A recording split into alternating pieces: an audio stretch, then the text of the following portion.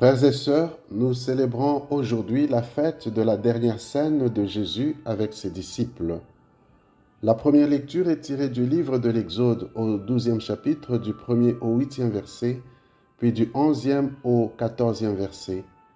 La seconde lecture provient de la première épître de Saint Paul, apôtre aux Corinthiens, au 11e chapitre, du 23e au 26e verset.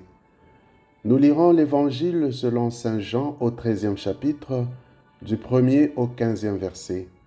Ces lectures nous introduisent au mystère pascal du Christ et nous parlent du don total de Jésus pour nous à travers l'institution de l'Eucharistie. Le jeudi saint nous rappelle aussi l'institution du sacrement de l'ordre ou le sacerdoce. La première lecture nous montre que l'Eucharistie tire ses origines dans la tradition antique, lorsque le Seigneur a libéré son peuple de l'esclavage d'Égypte. Il leur a prescrit d'immoler un agneau sans tache, qui devait manger par famille, et s'asperger de son sang pour que le Seigneur épargne la famille pendant qu'il exterminait les Égyptiens.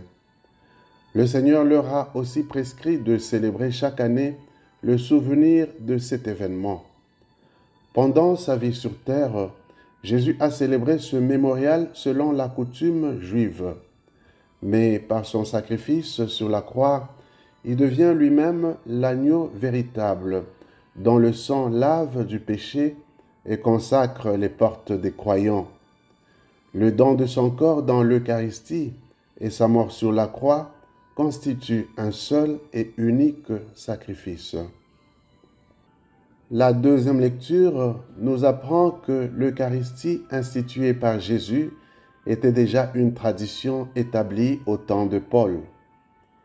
Dans sa description du repas eucharistique, Saint Paul reprend les mêmes paroles que Jésus a utilisées lors de la dernière scène et ajoute que ce mémorial serait célébré jusqu'au retour du Seigneur. C'est au cours de ce dernier repas que Jésus a donné aux disciples le pouvoir de célébrer l'Eucharistie.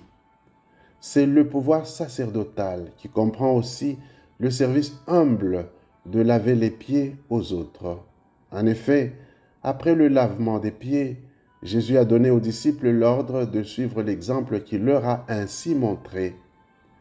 Il y a un lien intrinsèque entre le repas eucharistique et le service fraternel que Jésus exerce à travers le geste du lavement des pieds. Saint Jean inscrit l'événement de la dernière scène dans le grand thème de l'amour de Jésus pour les siens. En effet, tous les gestes que Jésus accomplit en ce jour ne peuvent se comprendre qu'à la lumière de ce grand amour qu'il a pour les disciples. Car c'est par amour qu'il se donne en nourriture et qu'il pose son vêtement pour laver leurs pieds. Le geste de poser son vêtement symbolise la manière dont il va se dessaisir totalement de sa vie, comme il l'a lui-même dit, « Ma vie, nul ne la prend, mais c'est moi qui la donne. » Jean chapitre 10, verset 18. C'est donc par amour pour nous que Jésus donne sa vie. Et ainsi s'accomplit sa parole lorsqu'il disait « Il n'y a pas de plus grand amour que de donner sa vie pour ceux qu'on aime. » Jean chapitre 15, verset 13. Le geste du lavement des pieds traduit aussi la grande humilité de Jésus. Alors qu'il est pleinement conscient de son identité de Fils de Dieu et de tout le pouvoir qui lui a été remis, il choisit de se faire le serviteur de ses disciples, au point de confondre Pierre, qui est bouleversé face à cette grande humilité.